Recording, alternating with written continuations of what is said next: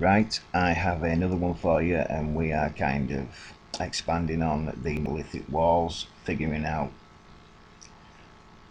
how the rest of them are built. I don't think I'm going to be able to do that. I have answered, I'd say about 60% at least. I've shown you how many of them were made with sandbags. A good portion, like the one that you're looking at now, were just basically concrete walls that have cracked in the way that you're looking at by frost and earthquakes.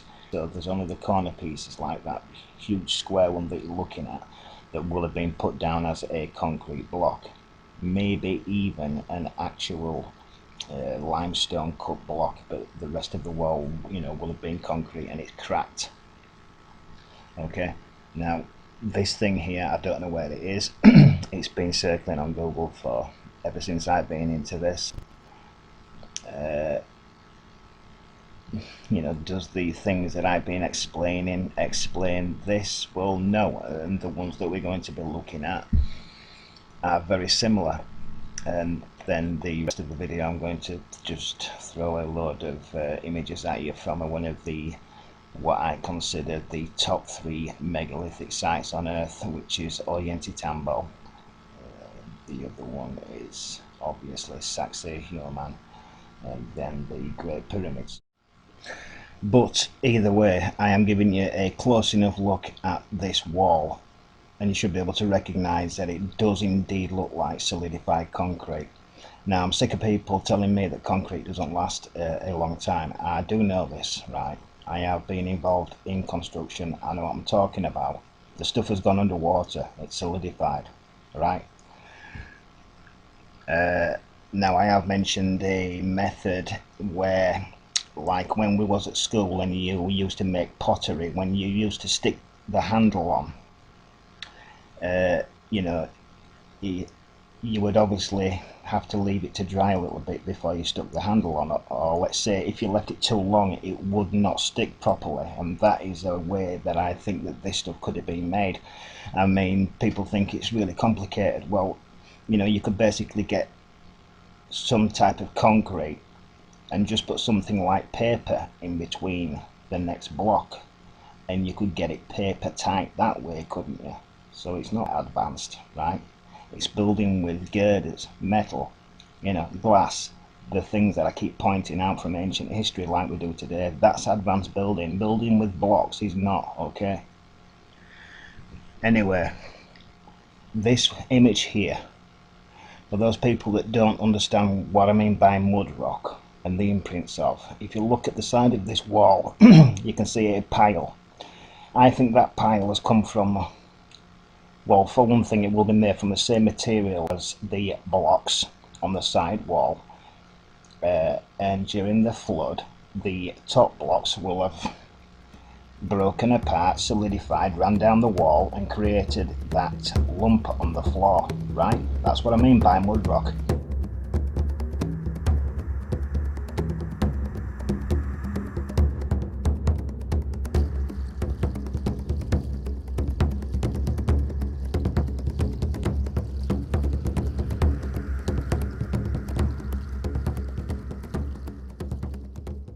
So like I was saying earlier, I may have definite answers for how much of these type of blocks have been made, but there are in some cases, like at the top of Machu Picchu, not the area that I'm going to show next, but this site here, I'm not sure exactly what we're looking at. I mean, I can call most of this imprints. I think the misshaped holes that you're looking at there on either sides will have been to hold the roof up. You will have beams in to hold the roof up, like I'm going to show next with this modern image of a wooden cabin. Because when you think of wooden cabins, they're not just little shabby sheds, okay? This is modern building at its best. I'm betting that they're built like this in history, okay? Which will have been something like this. And the areas that I'm pointing at with the arrows is what will have helped hold the roof up. You can see holes there. There will have been some type of rope or bar that went through there to help hold the roof up. You can see the beam sticking out, you know, which you get the exact same effect today. They're even shaped like shaped logs, because that's what I think they are. Like I mentioned in the last video, this is 100% all petrified wood, mud rock as well. It's saturated wood, saturated petrified wood I call it, okay. Just like this next log cabin here is just giving you an example.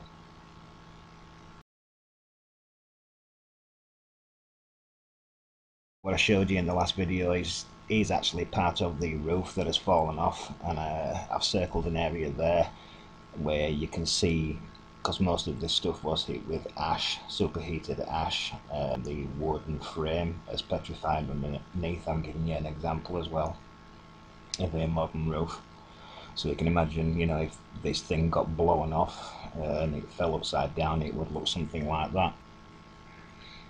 Going back to this thing though that's on top of Machu Picchu, I'm looking down at these side walls, right, because the areas that I couldn't explain earlier, like on this next image, let's just say that all this was built from wood, and then in between the walls you stuffed it full of mud, say, or hay, and that became saturated. That's about the only way people that explain some of these large blocks on top of Machu Picchu, okay? Like this area here.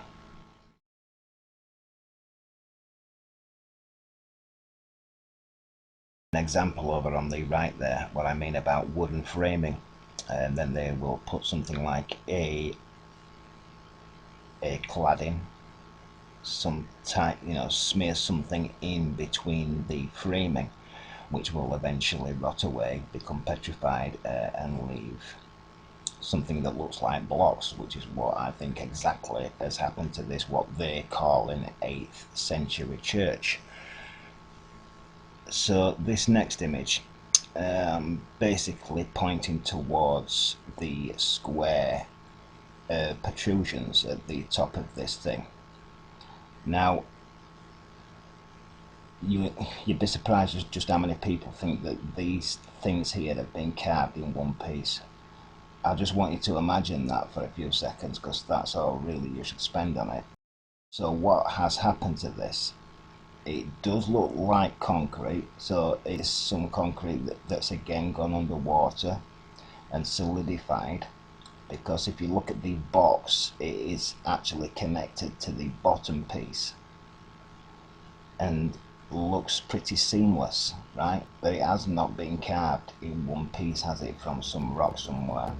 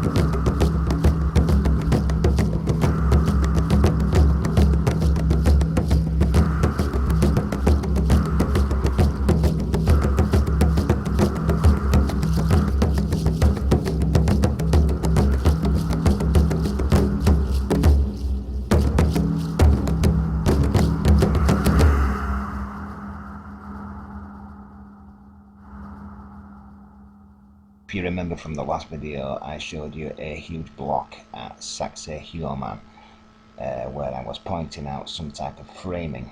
I put in red lines where it had been packed in. Well, if you look at the back where I put the arrow, yes, you are looking at some type of framing that's petrified. That's now the same material as everything else is, okay? So this is an old image of Sacsayhuaman.